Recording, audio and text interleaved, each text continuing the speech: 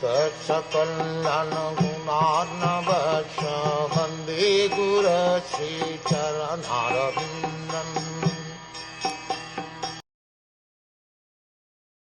There are different kinds of transcendentalists who are called yogis, hatha yogis, jnana yogis, dhyana yogis, and bhakti yogis, and all of them are eligible to be transferred to the spiritual world. The word yoga means to link up, and the yoga systems are meant to enable us to link with the transcendental world. As mentioned in the previous chapter, originally we are all connected to the Supreme Lord, but now we have been affected by material contamination. The process is that we have to return to the spiritual world, and that process of linking up is called yoga. Another meaning of the word yoga is plus. At the present moment we are minus God or minus the Supreme.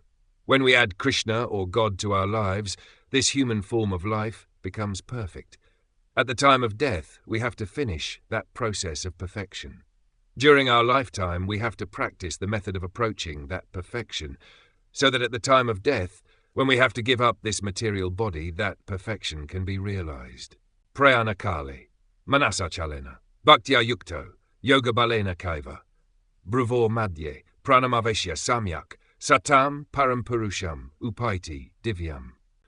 One who at the time of death fixes his life air between the eyebrows and in full devotion, engages himself in remembering the Supreme Lord, will certainly attain to the Supreme Personality of Godhead.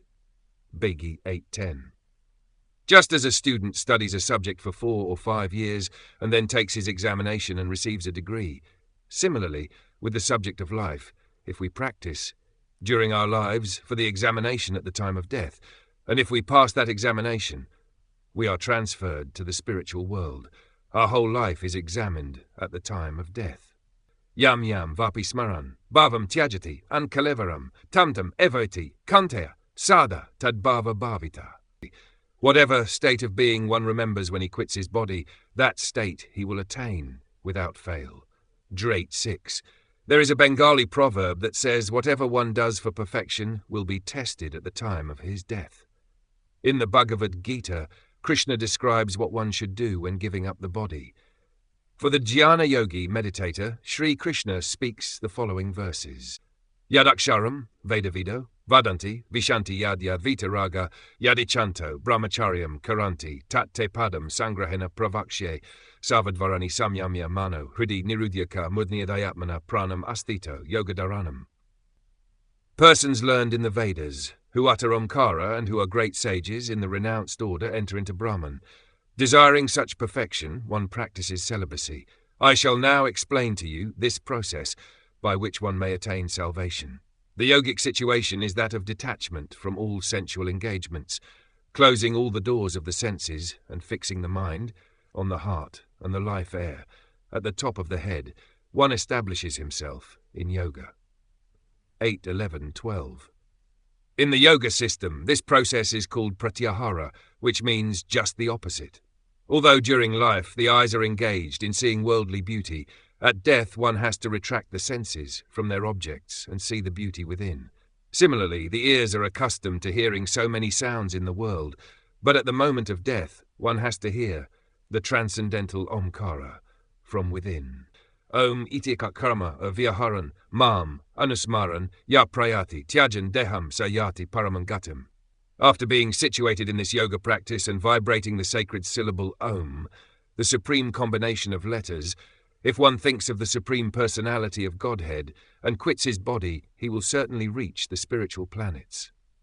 B8.13.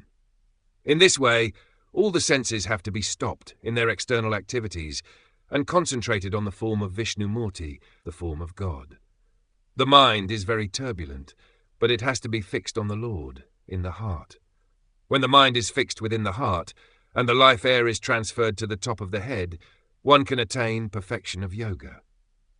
At this point, the yogi determines where he is to go. In the material universe, there are innumerable planets, and beyond this universe, there is the spiritual universe. The yogis have information of these places from Vedic literatures. Just as one going to America can get some idea what the country is like by reading books, one can also have knowledge of the spiritual planets by reading Vedic literatures. The yogi knows all these descriptions, and he can transfer himself to any planet he likes without the help of spaceships. Space travel, by mechanical means, is not the accepted process for elevation to other planets. Perhaps with a great deal of time, effort, and money, a few men may be able to reach other planets by material means, spaceships, spacesuits, etc., but this is a very cumbersome and impractical method. In any case, it is not possible to go beyond the material universe by mechanical means. The generally accepted method for transferal to higher planets is the practice of the meditational yoga system, or jhana system. The bhakti yoga system, however, is not to be practiced for transferal to any material planet, for those who are servants of Krishna, the Supreme Lord, are not interested in any planets in this material world, because they know that on whatever planet one enters, in the material sky, the four principles of birth, old age, disease, and death are present. On higher planets, the duration of life may be longer than on this earth, but death is there nonetheless. By material universe, we refer to those planets where birth, old age, disease, and death reside, and by spiritual universe, we refer to those planets where there is no birth, old age, disease, and death.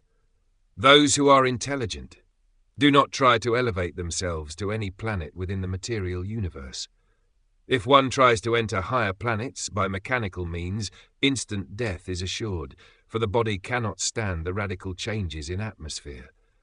But if one attempts to go to higher planets by means of the yoga system, he will acquire a suitable body for entrance.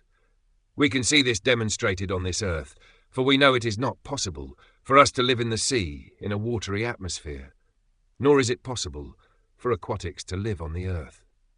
As we understand that even on this planet, one has to have a particular type of body to live in a particular place, so a particular type of body is required for other planets. On the higher planets, bodies live much longer than on Earth, for 6 months on Earth is equal to 1 day on the higher planets. Thus the Vedas describe that those who live on higher planets live upward to 10,000 Earth years.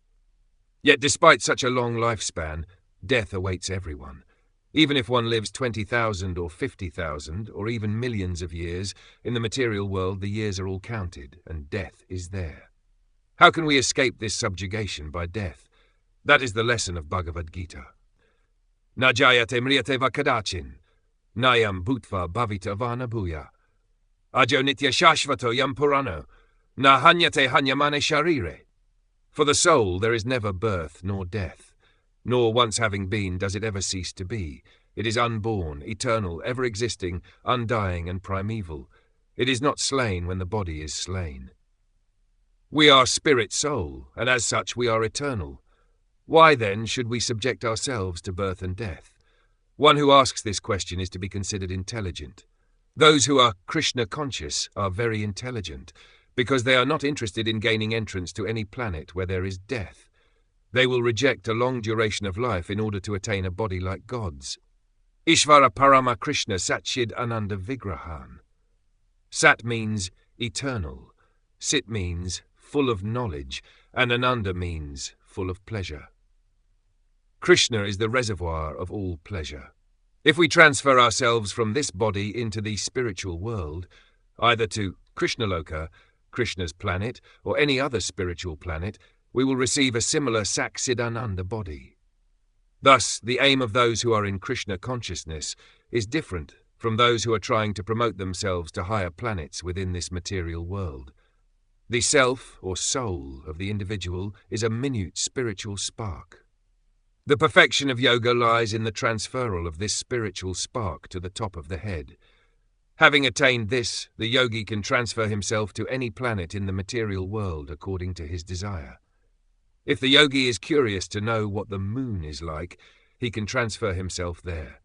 Or, if he is interested in higher planets, he can transfer himself there.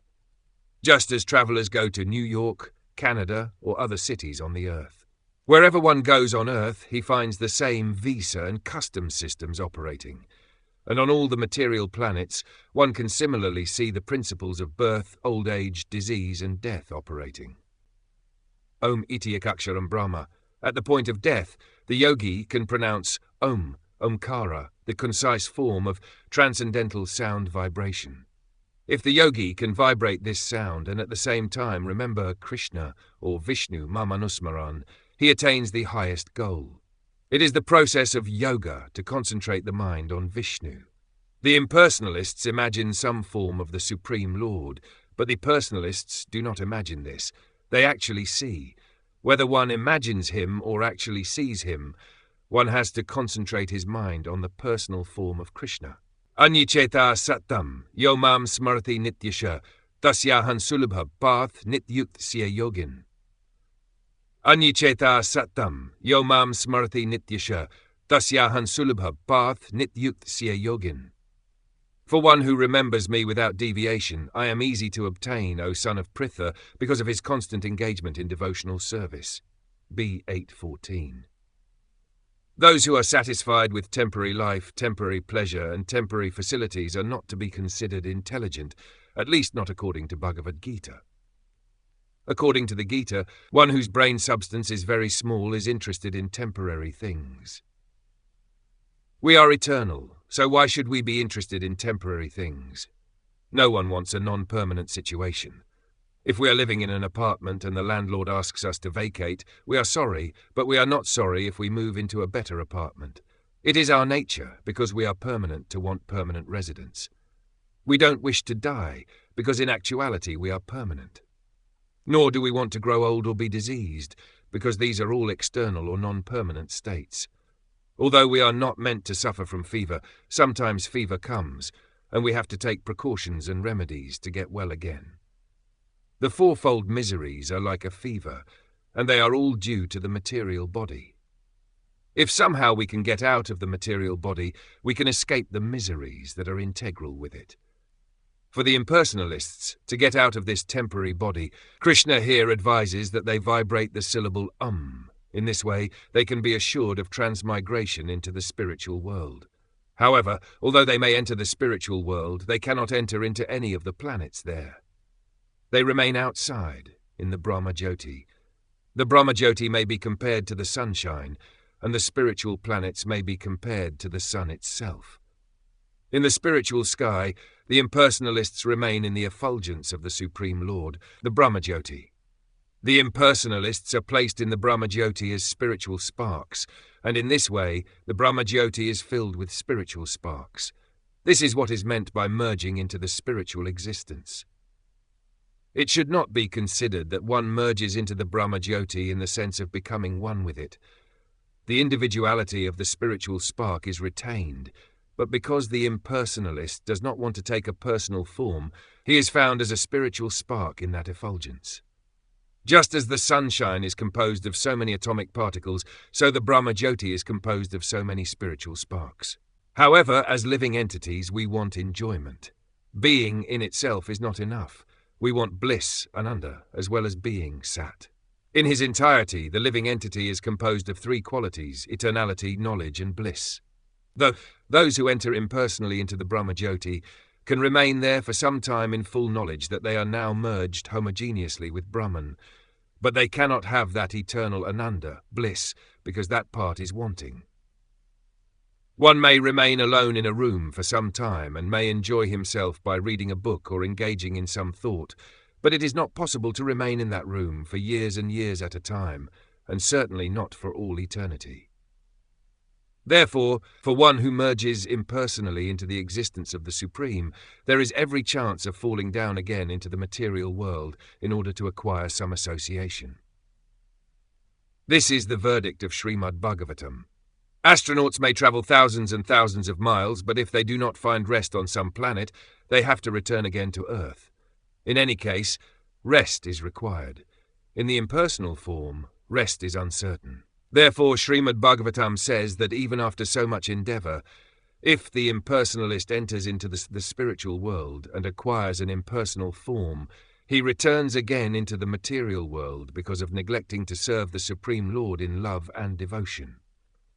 As long as we are here on earth, we must learn to practice to love and serve Krishna, the Supreme Lord. If we learn this, we can enter into those spiritual planets. The impersonalist's position in the spiritual world is non-permanent, for out of loneliness he will attempt to acquire some association. Because he does not associate personally with the Supreme Lord, he has to return again to the world and associate with conditioned living entities there. It is of utmost importance, therefore, that we know the nature of our constitutional position. We want eternity, complete knowledge, and also pleasure. When we are left alone for a long time in the impersonal Brahmajyoti, we cannot have pleasure, and therefore we accept the pleasure given by the material world. But in Krishna consciousness, real pleasure is enjoyed. In the material world, it is generally accepted that the highest pleasure is sex. This is a perverted reflection of the sex pleasure in the spiritual world, the pleasure of association with Krishna. But we should not think that the pleasure there is like the sex pleasure in the material world. No, it is different. But unless sex life is there in the spiritual world, it cannot be reflected here. Here it is simply a perverted reflection, but the actual life is there in Krishna, who is full of all pleasure. Therefore, the best process is to train ourselves now, so that at the time of death we may transfer ourselves to the spiritual universe, to Krishna Loka, and there associate with Krishna. In Brahma Samhita 5.29, Sri Krishna and his abode are described thus: Chintamani prakara sadmasukalpa vriksha, lakshavriteshu surabir abhipalayantam, lakshmi sahasra shatasam brahma sevyamanam, govindam adi purusham tamaham bhajami.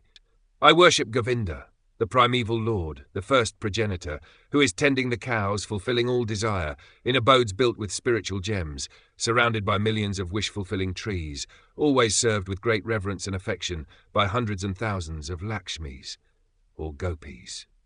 This is a description of Krishna Loka. The houses are made of what is called touchstone. Whatever touchstone touches immediately turns into gold. The trees are wish-fulfilling trees or desire trees, for one can receive from them whatever he wishes. In this world we get mangoes from mango trees and apples from apple trees, but there from any tree one can get whatever he desires. Similarly, the cows are called Surabhi, and they yield an endless supply of milk. These are descriptions of the spiritual planets found in Vedic scriptures. In this material world we have become acclimatized to birth, death, and all sorts of suffering. Material scientists have discovered many facilities for sense enjoyment and destruction, but they have discovered no solution to the problems of old age, disease, and death. They cannot make any machine that will check death, old age, or disease. We can manufacture something that will accelerate death, but nothing that will stop death. Those who are intelligent, however, are not concerned with the fourfold miseries of material life, but with elevation to the spiritual planets. One who is continuously entranced, nitya yuktasya yogina, does not divert his attention to anything else. He is always situated in trance. His mind is always filled with the thought of Krishna, without deviation, ananya chitta, satatam. Satatam refers to anywhere and any time. In India I lived in Vrindavana, and now I am in America. But this does not mean that I am out of Vrindavana, because if I think of Krishna always, then I'm always in Vrindavana, regardless of the material designation. Krishna consciousness means that one always lives with Krishna on that spiritual planet, Goloka Vrindavana, and that one is simply waiting to give up this material body. Smarati Nityasha means continuously remembering. And for one who is continuously remembering Krishna, the Lord becomes Tashyam Sulabha, easily purchased. Krishna himself says that he is easily purchased by this bhakti yoga process. Then why should we take to any other process? We can chant Hare Krishna, Krishna Krishna, Hare Hare, Hare Rama, Rama Rama, Hare Hare 24 hours daily. There are no rules and regulations. One can chant in the street, in the subway, or at his home or office. There is no tax and no expense. So why not take to it?